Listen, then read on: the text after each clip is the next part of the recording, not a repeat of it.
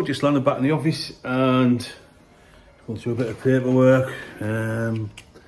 Just had an emergency job to do there at a unit outside Screwfix in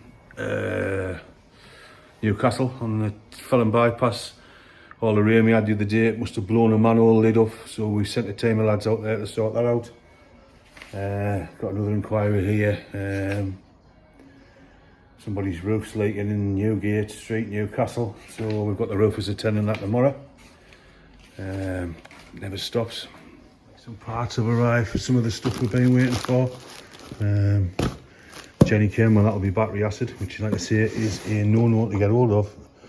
And this way up, so they've packed it the other way up, so that's about right. Sit down 5 minutes, we're back in the garage and we've got some parts just being delivered. I haven't got a clue what they are actually. I hope they are the parts from Italy, but we'll have a look.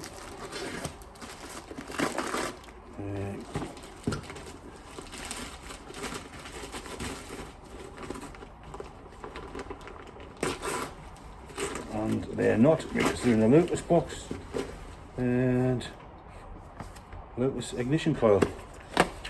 So I must have ordered a Lucas ignition coil or something. I don't know what. Can't remember. I ordered that many parts. Let's just come. Oh, yeah. Like I say, the battery acid. Now this stuff now is becoming impossible. Absolutely impossible to get hold of.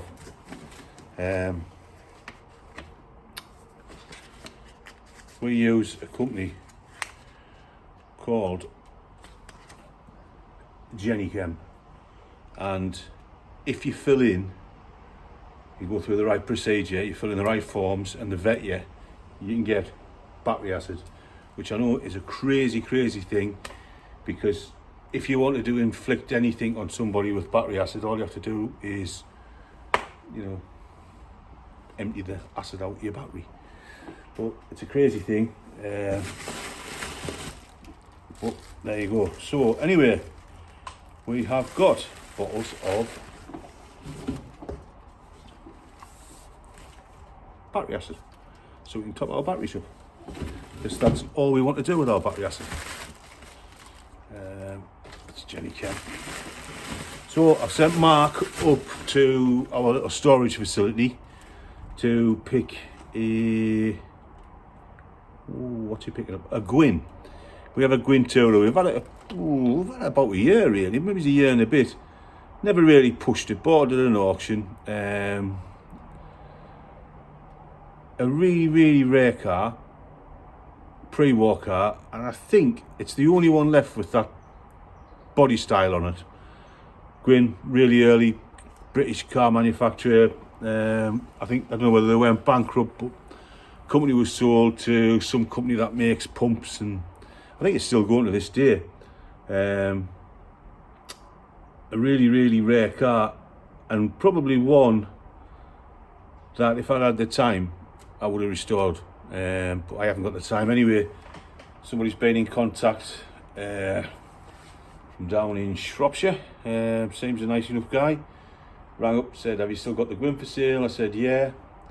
Told him a little bit about it. It actually belonged to some famous economist, if there is such a thing as a famous economist, and it was in his family for years. Like I say, we bought it at a Bonham's auction, brought it back and got it running, and that's where we are. It's a running start. I mean, it hasn't got a starter motor. It starts with a handle. We start on motorcycle rollers. It starts, it runs, and that's about as much as I can tell the people who's coming up really. Like I say, we had an inquiry last night for the Austin 7 fabric bodied. Guy bid us on it, another dealer. We couldn't accept his bid, it was a little bit too low. I increased it a little bit, we haven't heard from him. And again, the Defender this morning, I replied to the guy about the Defender, that O2 Defender we've got, and again, that's one of them cars, you know, I'm honestly, if I sell it, I sell it. If I don't, I ain't that bothered. And that's how I buy cars. You know, somebody said to me a month ago, how do you know what to buy? And you don't know what to buy. You just don't know what to buy. That's why I've got such a diverse range of cars. That's why I've got cars from 1901 to 1992. Do you know, I've got such a range, and you just don't know what to buy. You can buy a Ford Fiesta and it'll sell tomorrow. You can buy an MG and you'll have it for months. It's just crazy, you know. So what I try and do is I try and buy the eclectic. So things like the Peugeot van, the bubble car, the radio transmitter van, a Defender with 23,000 miles on, and hope that there's other people out there saying the same as me. And the other thing I try and do is I try and buy two types of car. I buy a restoration project, which I know needs restoring, but it's a good solid rare car. And then I buy the best that somebody spent an absolute fortune on. And if I was Joe Public looking for a car, I'd want to buy the car that the man had restored or got restored and spent an absolute fortune on. You know, I want the Mini that the guy spent 20 grand on and is only worth 10. That's what you want to be buying. And don't let anybody else tell you anything different. That's the way to buy cars. So anyway, I'll cut this off because I'm going to get a cup of tea and I'm just waiting for them to come back.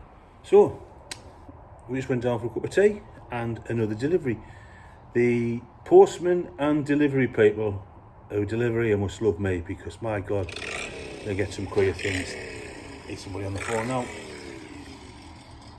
So, Patrick. Hiya, Pat. Well, just to tell you that job's done, I literally just bumped straight back in. Yeah. So just cleaned the cover off and fitted it back. Pretty much, yeah. Yeah, that's good.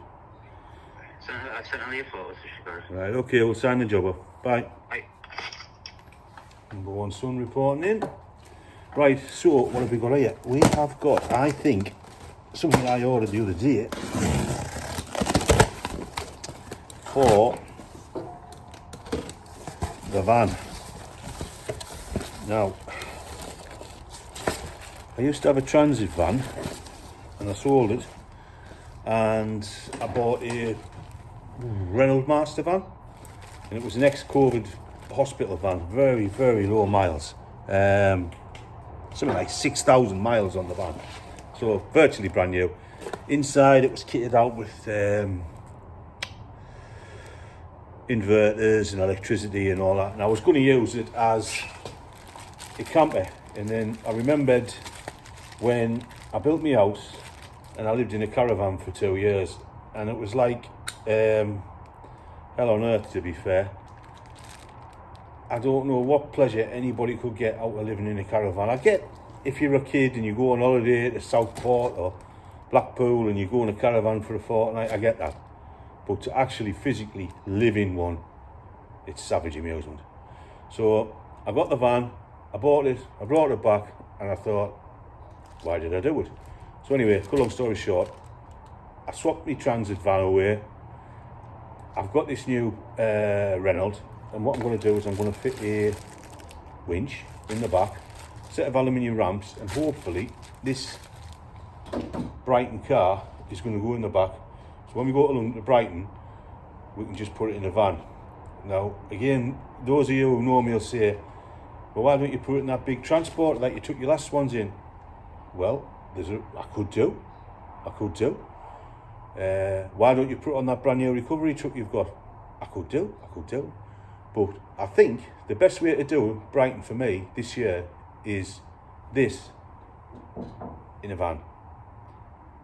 Because when you get to Brighton, it's not that nice of a place.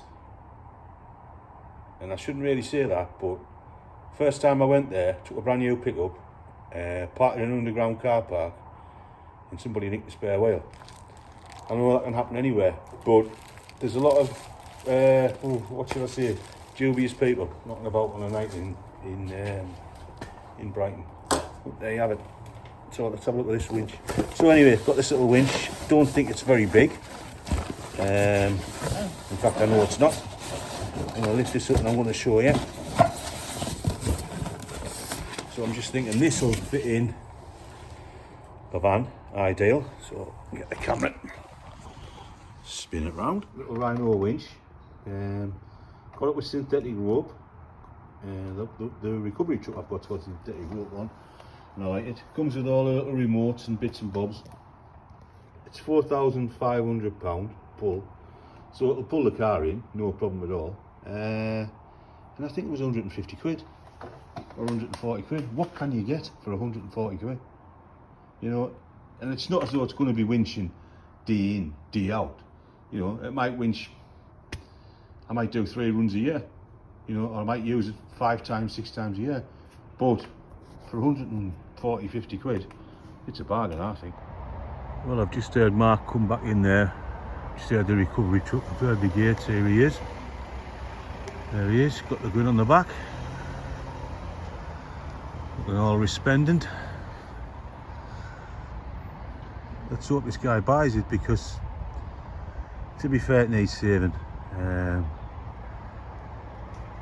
Whether he saves it, I save it, or the next Tom, Dick and Harry saves it, somebody should save it, because it is such a rare car. And will make a nice car, probably. We had a similar body car to that at the beginning of the year, the 1920s Rover that went to America, and it looked very similar to that, to be fair.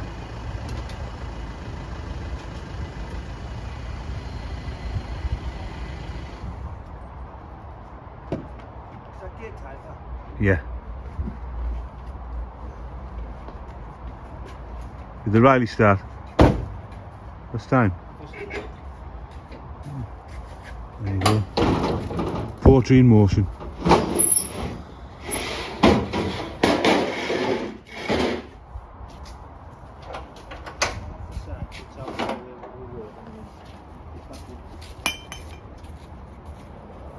It's fastened on with a winch. Wait till you take the last strap off.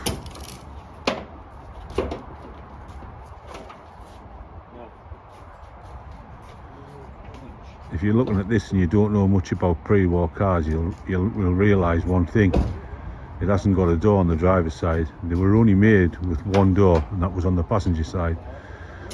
Well, to save money, to be fair. You've got 2 spare wheels on this side and 1 door on the other.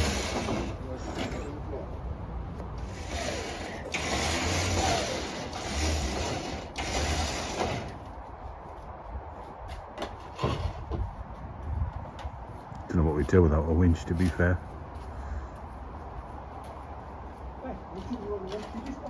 Don't stand behind it, Brian. Yeah, just so you can see the wheels, and I'll use the handbrake in case it breaks free.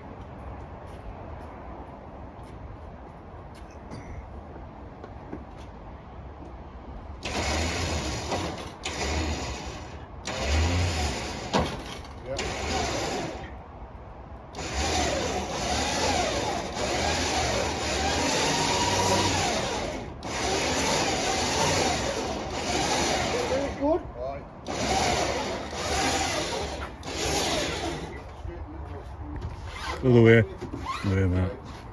Bit more. Alright, we're just straight back with that. Other way, Mark? Yeah. There.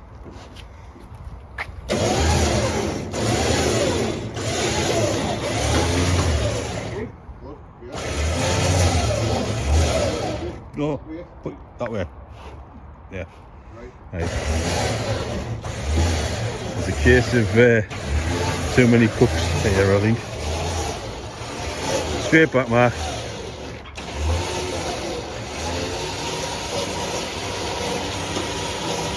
I'll just show you around the car quickly. You might have seen it on one of my other videos, I don't know. There it is. Right. Obviously it's a 4-seater, but a very small 4-seater. One door, 4-seater with retractable clock, and looks like a tub of rat poison in there. It's Brian's bait. Brian's beard. Aye. Yeah. I thought his hair was curly. Yeah. Just a quick look round it there. I think there's battery in here. I don't know if it has the battery in or not. Whichever one we kept the battery in it. No. We didn't put a battery on it, to be fair. What do you think of rat poison? Obviously when we store them in these storage places, most of the storage places that we use are farms, so there's always the rodent problem.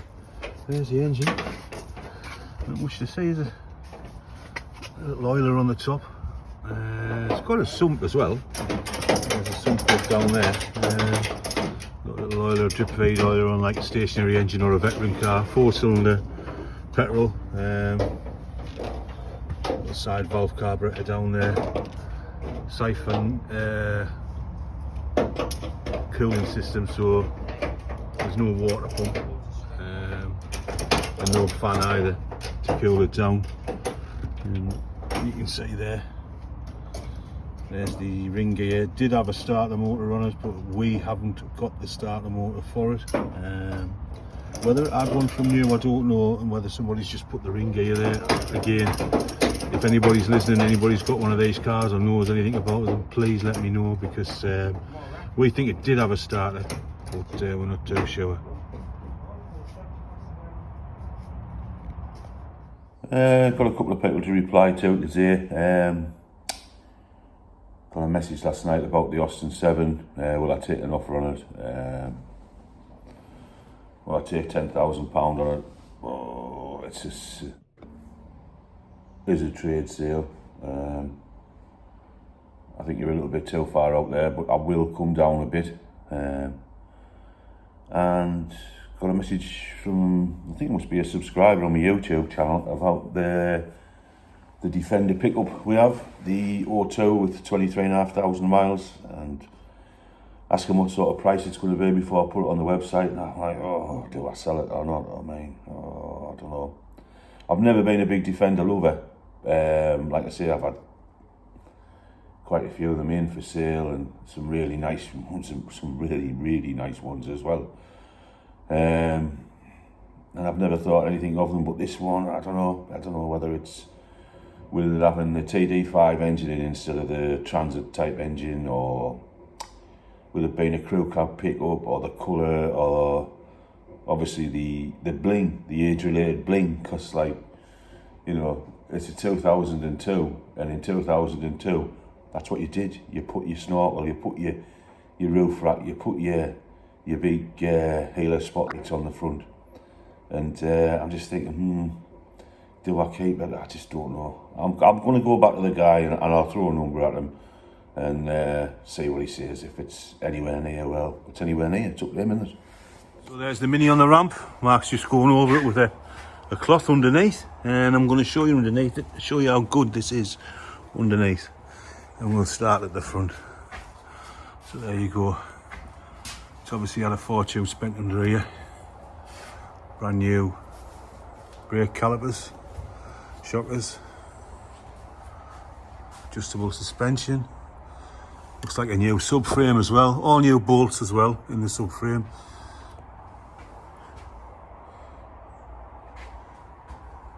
New mount.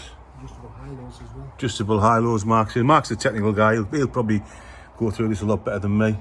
So, what's the exhaust on this one, Mark? Looks like it's got an RC40. RC40. Yep. Moving on the back, the most important thing, subframe, and this looks new as well. And we'll give it all a coat of clear wax oil. Brakes all look new.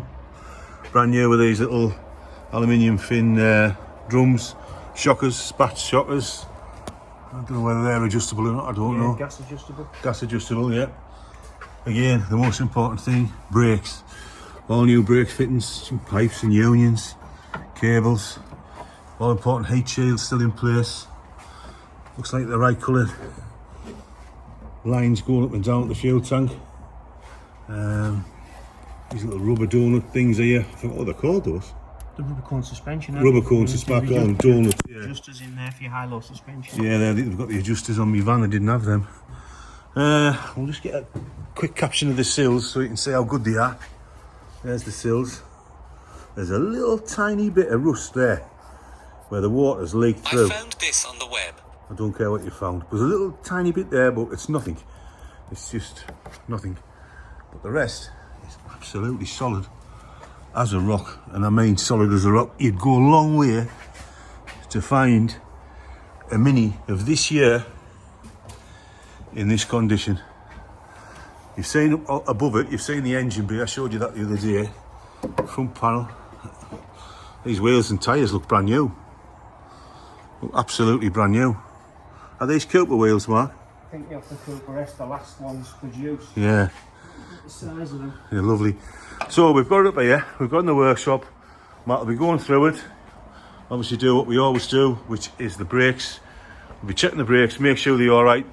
It doesn't matter if they look new from the outside, it's what's on the inside. So we'll strip them down and have a look, and then we'll see where we go from there. That's what it looks like with the wheel off underneath, so you can see. Have a look at the sort of condition that is underneath there. That's before we've done any wax oiling on it. We'll only put clear wax oil on. There's nothing to hide, absolutely nothing to hide in there. Yeah, all your bump stops and everything on.